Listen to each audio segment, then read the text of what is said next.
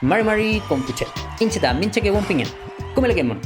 Fachan tú, al Kutuay Mun, Tañi Kuifique Teculpan Tram. Esta historia ocurrió hace más de 3 siglos, el año 1712, en varias partes del archipiélago de Chiloé, donde se organizó una rebelión contra el sistema de encomiendas que regía la explotación y trabajos forzados. Como es común en esta serie y sobre todo cuando abordamos esta época, debo avisar que la historiografía chilena no le dio mucha relevancia a este suceso. Podemos decir que porque las tierras de Chiloé les eran lejanas al criollo actual de la zona central chilena, no le causó preocupación, a diferencia de los levantamientos en la frontera con el Gualmapu.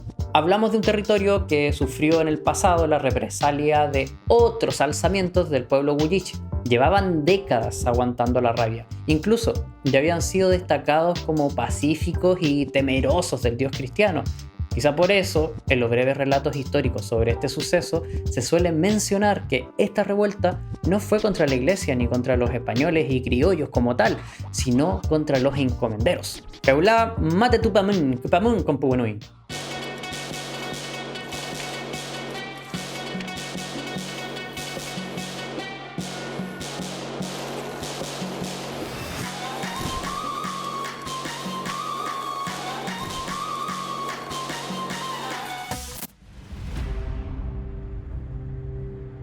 El contexto histórico y colonial español comenzaba una crisis. En la península había una guerra de sucesión por la corona.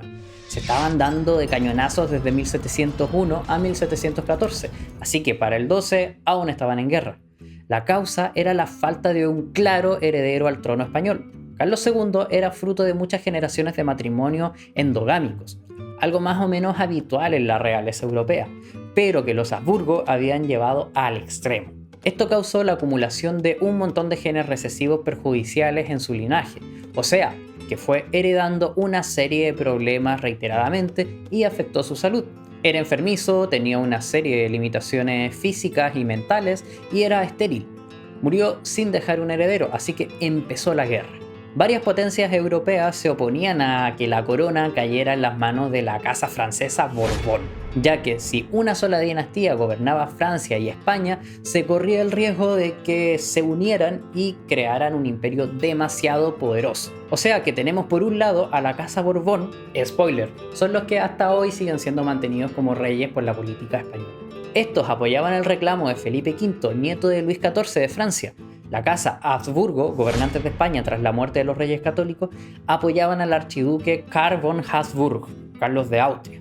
Saber que estaba pasando todo esto será importante para entender el orden geopolítico que se estaba instalando y que iba a reconfigurar el poder en Europa y en las tierras que estaban depredando esos reinos. Por ejemplo, ahora Gran Bretaña iba a ascender como una de las principales potencias coloniales y marítimas.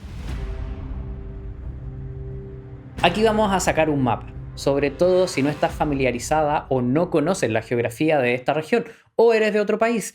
Así que si estás solo escuchando este video y qué sé yo, estás lavando platos o destapando un baño, presta atención un momento al mapa. Digamos que en el actual Chile, aquí al sur de Concepción, estaría la frontera entre los dominios españoles y lo que hoy entendemos como el Gualmapu, territorio mapuche. Recordemos que para este momento ya se habían celebrado pactos y parlamentos entre mapuche y autoridades españolas. Luego, por aquí, más al sur, tenemos el archipiélago de Chilhue, tierra del Cheye, en castellano le decían Chiloé, y su isla más grande se llama igual. España tomó posesión de esta isla en 1558 y fundaron Castro. En 1567 a la isla le llamaron Nueva Galicia, pero nadie se acostumbró al nombre, así que le siguieron llamando Chilhue o Chiloé. Ya te hablé una vez en otro video sobre la victoria mapuche en Curalaba, en donde todas las ciudades españolas al sur del río Biobío fueron destruidas y los colonos devueltos al Picún Mapu. En eso, Chilhue quedó desconectada del resto de los dominios coloniales. Se quiso despoblar ya que su aislamiento hacía difícil la vida allí, pero el lugar tenía un atractivo estratégico que les impidió despoblar, asumiendo que se vivirían mil miserias y también estaban rodeada de peligros desde el punto de vista hispano, por lo que debían mantener una gran fuerza militar contra incursiones europeas, que ya lo habían aprendido con los neerlandeses, que te lo conté en este otro video, y también contra sublevaciones al interior de la isla. Y sublevaciones iba a haber muchas, principalmente por las encomiendas. Te explico. Al comenzar el siglo XVIII, el sistema de encomiendas requería que las y los encomendados, principalmente huilliche, trabajaran todo el año, sin salario. ¡Ofertazo! Kimlan, Peñi, Chempimí. O sea, en teoría se permiten 2 meses de descanso. En teoría, en los que quedarías disponible para trabajar libremente o cuidar de tus cultivos. Pero en la práctica, pues no. Igual seguías siendo obligada a laburar para el mismo encomendero por un jornal de 1 real y cuartillo.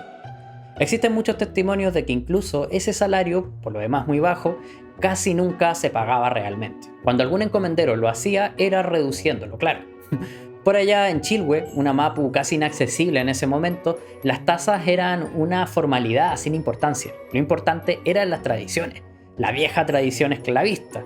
Total, ¿quién iba a ir allá a verificar que esas cosas se respetaran? Y aún si fueran, los gobernadores preferían lavarse las manos para no enemistarse con la nobleza colonial. Un caso muy emblemático y que motivó el alzamiento fue el del encomendero José de Andrade. No hay imágenes de él, pero imagínalo así. Según muchos, este viejo tenía total control sobre la vida de sus tributarios. Decía si te casabas o no con tal o cual persona. Es acusado de maltratos, golpes, amenazas y omisión de salario. El peñi Diego de Ancahuay declaró que Andrade los mandó a construirle una casa, pero no les pagó, no les dio comida y en cambio solo hubieron palos y malas palabras. Decía que cuando estaban en faena a veces solo le daban una pequeña taza de mote. Es un tipo de maíz desgranado y cocido y muy presente en la comida mapuche. En caso de que no lo conozcas, una kumei, ñam ñam. O a veces la misma cantidad pero de habas. Esto cada 20 a 24 horas por cabeza. Alain Kran, Renien, fiebre o resfrío, pues él no aceptaba ausencias. Cuentan que a las y los enfermos los envió a buscar a sus casas. Les desnudaba y cubría con ortigas. Estas acusaciones se extendieron a su hijo Bernard de Andrade, denunciado por haber golpeado en un ojo con un sueco al peñi Martín Pequén, reventándole el ojo. Andrade, la chispa que prendió la mecha. En represalia contra Juan Nancupillán por casarse contra la voluntad del encomendero. Lo desnudó, amarró sus manos y levantó en el aire colgando de una viga y le dio más de 60 azotes. Además, había sido acusado de raptar 17 niños y niñas para enviarlos a Chile continental. Con todo esto pasando, obvio que había muchas tensiones entre las y los huilliches y los encomenderos, junto a sus capataces. Esta bomba no explotó antes por la dificultad que suponía rebelarse con éxito. El aislamiento no permitía mucha comunicación con las y los mapuches, que vivían en autonomía en el norte del Melipulli, hoy conocido también como Puerto Montt. Y al ser un archipiélago, igual le sumaba puntos de dificultad. Estuvieron a punto de alzarse en 1710, pero el momento no era el indicado.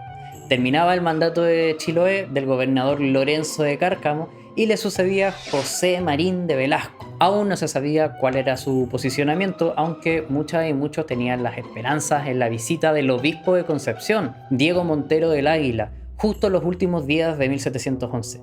Se creía que quizás, no sé, iba a decir alguna weá o algo sobre la tiranía de los encomenderos, pero no, solo dio un halago a los misioneros chilotes, habló de lo linda que era esa tierra y no mencionó nada de los crueles castigos de los terratenientes ni del silencio cómplice de los gobernadores. Que esperar eso de un obispo igual era difícil, ¿eh?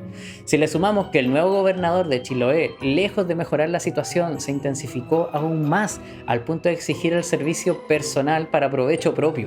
Obviamente generó que la rabia buscara una vía de escape. Lo que no sabían es que una intriga criolla indicaría que el momento estaba cerca. Retrocedamos un poquito hasta 1709. Él es Juan Andrés de Ustariz. Bueno, no, esto fue creado con IA, pero se supone que es él. Va camino a Santiago. Será el nuevo gobernador de la Capitanía General de Chile. Tiene muchos colaboradores a quienes dejó en cargos favorables. ¿Nepotismo? ¿Dónde? Su pariente se llama Alejandro Garzón Garricochea, un hombre de negocios, como le llaman. Obvio que al poner a todos sus familiares en cargos de poder sacaba provecho económico. Chilhue no sería la excepción. Allí colocó a Garzón Garricochea con el título ambiguo de capitán del fuerte de Calbuco, con funciones de gobernador en los lugares donde no estuviese el titular.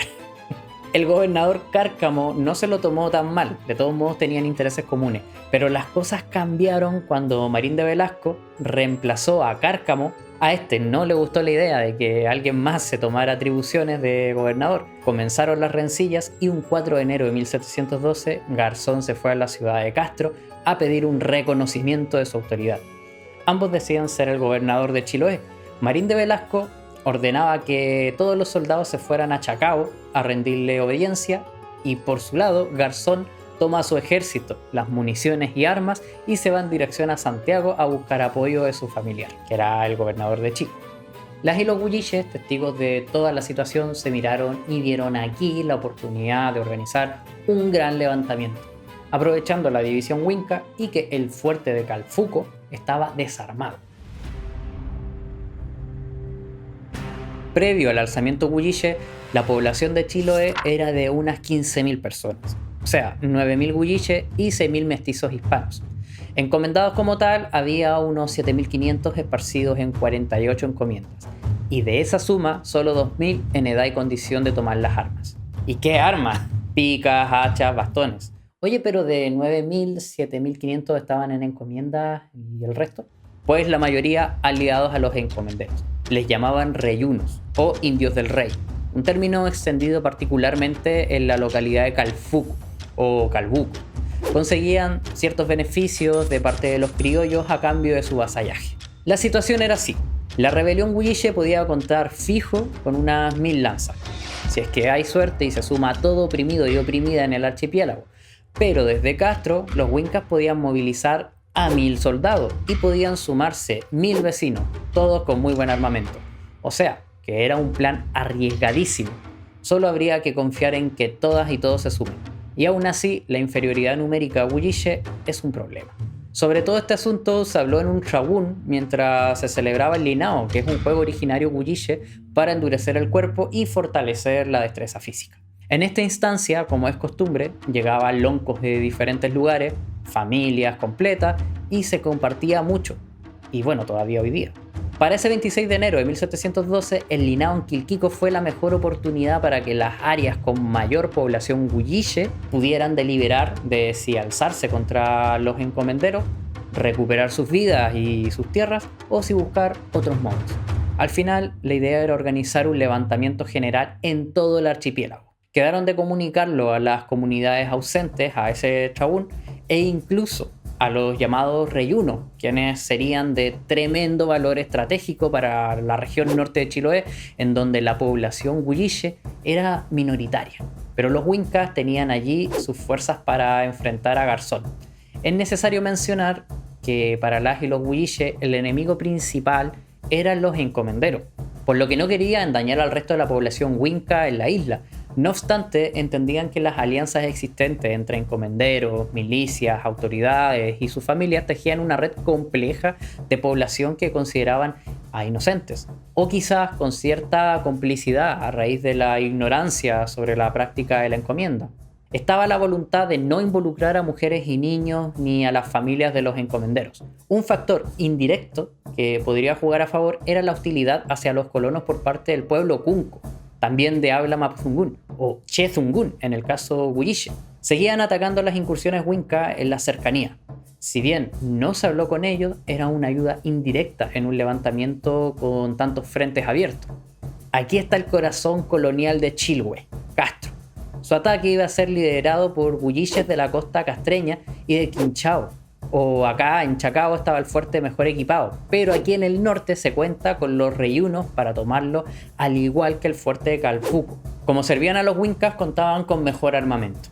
Era necesario iniciar la rebelión para que huilliches de algunas islas con más restricciones para navegar pudieran congregarse en la isla grande. Pero la correlación de fuerzas seguía siendo de 1 a 3, con gran diferencia en el tipo de armamentos. Aún así, se cree que la desesperación huilliche era tan grande que valía la pena intentarlo. La dispersión de las fuerzas criollas más el factor sorpresa daban una pequeña luz de esperanza. Ocupar Castro y luego el fuerte de Chacao dando tiempo a que los encomenderos no logren recibir refuerzos y se acabe con ellos será la clave para una victoria huilliche.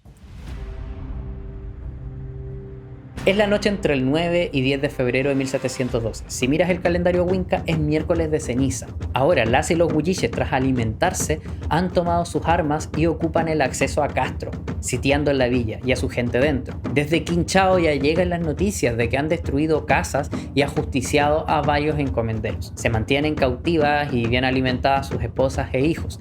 Al parecer, ningún cura jesuita ni mestizo inocente ha sido atacado. El plan parece funcionar. Además, llega la información de que se ha sumado más y más gente al malón. Obviamente, en Castro ya se organizaba la resistencia Winca. En la costa oriental de la Isla Grande y la península de Rilán hay Wincas que pudieron escapar y esconderse en los frondosos bosques.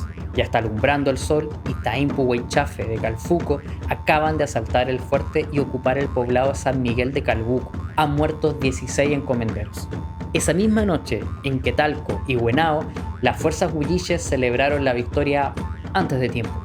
Claro, todo parecía ir según lo acordado, pero no se contaba con un factor de riesgo importante: la traición.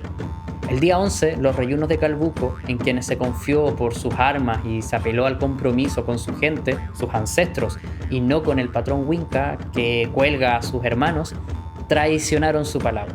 Pablo Arel y Luis Nahuel junto a sus hombres apresaron a los 6 emisarios huilliches y se les vio junto al capitán Winca Pedro Gutiérrez camino al fuerte de Chacao para entregarlos a las autoridades. El gobernador fue informado de la rebelión y fue consciente de su magnitud.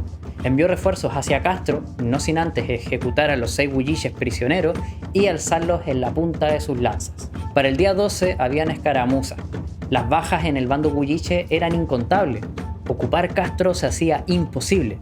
No obstante, aún se pueden ajusticiar la mayor cantidad de encomenderos posibles, los que ya estaban capturados, y liberar al menos un poco a nuevas generaciones de personas. Había que actuar rápido. El día 13, el capitán Alonso López de Gamboa y el corregidor de Castro llegaron a la ciudad con los refuerzos: la tropa de caballería de Chacao, la tropa miliciana y 40 hombres de la guardia del gobernador. O sea, que si la cosa estaba dispar, ahora empeoraba más. El escenario habría sido un lienzo de sangre. Se persiguieron a las y los rebeldes, a sus familias, sus hijas e hijos. Se intentó resistir con las macanas contra los arcabuces. Parecía que por cada huilliche muerto aparecían 2 nuevos soldados criollos. Aquellos que se escondieron en los bosques se fueron sumando ahora, que eran una mayoría. El centenar de sobrevivientes debieron optar por la retirada. El capitán dividió la tropa en 3 y los envió a hostigar a cualquier huilliche alzado o sospechoso con el fin de exterminarlos. Cerca de 100 combatientes apresados en Huenao fueron degollados. La resistencia fue derrotada. No conforme, el capitán envió a sus hombres a recorrer cada rincón de la isla de Quinchao para matar hasta el último o última sospechosa de haber participado en el malón. Durante al menos 8 días la masacre no se detuvo en Esamapu. Los jesuitas debieron intervenir para evitar que se siguieran matando ancianas, niños y jóvenes. La noticia sobre la gran masacre llegó a Santiago y cuando se le pidió explicación al capitán Alonso López de Gamboa y los encomenderos Juan de Águila y Diego Telles de Barrientos, principales responsables, se justificaron exagerando la peligrosidad del malón. Decían que estuvieron a punto de perder el archipiélago y que hubieron actos de crueldad injustificados por parte de las y los huilliches, que se bebieron la sangre de los encomenderos e incluso dijeron que habían cocinado y comido sus cuerpos, todo para justificar la matanza posterior a la retirada de los rebeldes. Lo cierto es que, aunque los reyunos hubieran sido leales al levantamiento, no estaban las condiciones militares ni armamentísticas para haber recuperado Chilhue de las manos Winca. Habría sido ocupado nuevamente por los criollos sin muchos problemas. El conflicto y la matanza tuvieron consecuencias en la composición étnica de Chiloé, porque 1/10 parte de la población indígena fue exterminada. La mayoría hombres jóvenes, entonces la balanza cayó sobre las mujeres huilliche, lo que favoreció las uniones entre estas y los hombres blancos en una sociedad colonial organizada por razas. Aquellas hijas e hijos mestizos fueron relegados a ciertas funciones de trabajo y con el tiempo se transformaron también en el componente mestizo identitario de la sociedad chilena. La persecución y matanza huilliche redujo la disponibilidad de mano de obra indígena de la que se beneficiaban los encomenderos. Así que igual fue como dispararse en el pie desde una óptica económica. Esto con el tiempo hizo que las haciendas perdieran el atractivo que veían los occidentales. Por mucha extensión de tierras que recibieran, ya no iban a recibir muchas manos para trabajarlas. Mientras se reduce la importancia de la encomienda, aumenta el peso económico y social de los colonos criollos, quienes poco a poco se van apropiando de los territorios huilliche, lo que obvio causará muchos otros conflictos con el paso de los siglos. Los misioneros jesuitas en la isla intentaron impedir los malos tratos de los encomenderos, lo que les hizo ganar el favor de muchas y muchos huilliches, que recurrieron a la autoridad moral que predicaban los misioneros para aplacar sus rabias. Lo que no significa en absoluto que los jesuitas fueran enemigos de la corona, por el contrario, eran leales sostenedores de ella, solo que desafiaban ciertos aspectos de la colonia que con el tiempo también provocaría su expulsión del continente. Obviamente, este malón no fue el único en la tierra chilota. Antes ya hubieron alzamientos e incluso incursiones neerlandesas que, aliados con los huilliches, amenazaron las posesiones hispanas en el Willimapu. Los riesgos de mantener una colonia aislada del resto mantenía en alerta a los criollos. Este Futamalón de 1712, si bien no significó la victoria huilliche, sí que fue una fuente de experiencia para nuevas instancias de resistencia anticolonial y fue el puntapié inicial para considerar como decadente el régimen de encomiendas, y que en 1782, 70 años después del Malón, las encomiendas en Chiloé fueron abolidas antes que en el resto de territorios bajo la corona hispana. Dejo un gran abrazo a mis pupeñi y capulamien del Willimapu. Espero que este video contribuya de alguna manera a la memoria de nuestra lucha y resistencia al neocolonialismo. Kumenewen kompuche, comer punan tigleimun, ka feulama imlei tain wechayael filantu, peukayar kompuche. La encomienda de Chiloé, que es la encomienda más cruel de América, porque era una encomienda que no tenía normas. Está lleno de ejemplos, una de las cuales cuando Joseph García, en la zona de Keilen, zona de Payos, le decían hace tiempo, castiga fuertemente a Martín Antucán. Lo amarra contra una piedra, con la cabeza hacia abajo, lo desnuda. Primero lo ortiga, le pega con ortiga en todo el cuerpo, que era un castigo muy fuerte. Dicen que es tremendamente doloroso eso.